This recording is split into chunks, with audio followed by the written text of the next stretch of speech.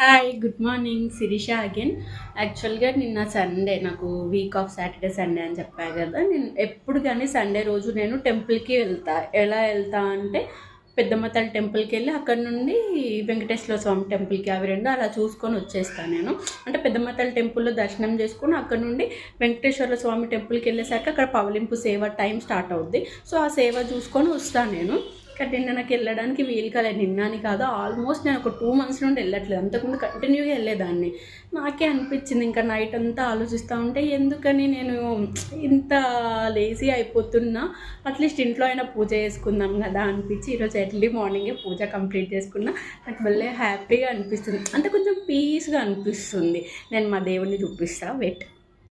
ఇది నా చిన్ని పూజా మందిరం. నా దగ్గరున్న ఫ్రేమ్స్‌కి సరిపడేలాగా నేను తీసుకున్నా. ఇది ఎక్కడ అంటే మియాపూర్ రోడ్ సైడ్‌లో ఫర్నిచర్స్ అమ్ముతారు కదా, అక్కడ తీసుకున్నా. లైక్ 1200, 1500 ఆ రేట్‌లో వచ్చింది నాకిది.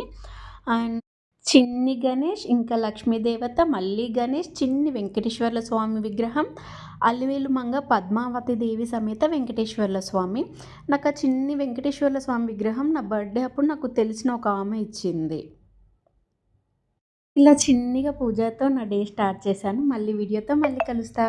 బాయ్.